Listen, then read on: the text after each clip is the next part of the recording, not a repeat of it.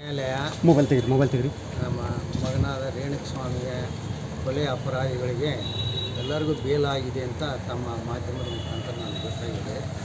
ಆದರೆ ಏನು ಅಂತ ಪೂರ್ತಿ ಮಾಹಿತಿ ನನಗೆ ಗೊತ್ತಿಲ್ಲ, ನಾವು ಟಿ ವಿ ಹಾಕಕ್ಕೆ ಹೋಗಿಲ್ಲ.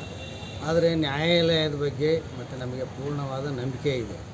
ತಾತ್ಕಾಲಿಕವಾಗಿ ನಮಗೆ ಅವ್ರಿಗೆ ಬೇಲ್ ಆಗಿರ್ಬೋದು, ಆದರೆ ಅಂತಿಮವಾಗಿ ಯಾರು ತಪ್ಪಿಸ್ತಿದ್ದಾರೆ ಅವ್ರಿಗೆ ಶಿಕ್ಷೆ ಆಗುತ್ತೆ ಅಂತ ಪೂರ್ಣ ನಂಬಿಕೆ ಇದೆ. ನ್ಯಾಯಾಲಯದ ಮೇಲೆ ನಮಗೆ ಪೂರ್ಣ ನಂಬಿಕೆ ಇದೆ. ನ್ಯಾಯಾಲಯ ಅದೇನು ತೀರ್ಮಾನ ಮಾಡುತ್ತೋ ಅದು ಯಾವ ಕಾರಣಕ್ಕೆ ಮಾಡುತ್ತೋ ನಮಗೆ ಅದು ಗೊತ್ತಾಗೋದಿಲ್ಲ. ನ್ಯಾಯಾಲಯದ ಮೇಲೆ ನನ್ನ ನಂಬಿಕೆ ಇದೆ. ಮುಂದೆ ಅದು ನಮಗೆ ಕೊನೆ ಇನ್ನೂ ಎನ್ಕ್ವೈರಿ ಅವೇನು ಆಗ್ತಾವಲ್ಲ, ಆ ಟೈಮ್ನಲ್ಲಿ ನಮಗೆ ನ್ಯಾಯ ಸಿಗುತ್ತೆ ಅಂತ ಪೂರ್ಣ ನಂಬಿಕೆ ಇದೆ. ತಪ್ಪರಿಗೆ ಶಿಕ್ಷೆ ಆಗುತ್ತೆ ಅಂತ ನಂಬಿಕೆ ಇದೆ.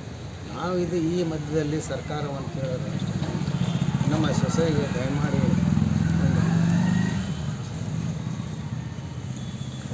ಕಾಯಮಾದ ನೌಕರಿಯನ್ನು ಕೊಡಬೇಕಂತ ನಾನು ಅವರಲ್ಲಿ ವಿನಂತಿ ಮಾಡಿದೆ. ಏನಾದರೂ ಅಂದ್ಕೊಂಡಿದ್ದೇವೆ ಜಾಮೀನು ಸಿಗುತ್ತೆ ಅಂತ ಏನಾದರೂ ಎಲ್ರಿಗೂ ಜಾಮೀನು ಸಿಗುತ್ತಂತ ಎಲ್ಲರಿಗೂ ಜಾಮೀನು ಸಿಕ್ಕಿದೆ ಅಂತಂದು ತಿಳಿದು ಬಂದಿದೆ. ಅದು ಏನು ಅಂತ ನನಗೆ ಗೊತ್ತಿಲ್ಲ. ಕಾನೂನು ಪ್ರಕ್ರಿಯೆ, ಆ ಕಾನೂನು ಏನೈತೆ ಅದಕ್ಕೆ ನಾವು ಮಾನ್ಯತೆ ಕೊಡ್ತೀವಿ, ಅದಕ್ಕೆ ನಾವು ನಮಗೆ ಅಂತಿಮವಾಗಿ ನಮಗೆ ನ್ಯಾಯ ಸಿಗುತ್ತೆ ಅಂತ ನಂಬಿಕೆ ಇದೆ.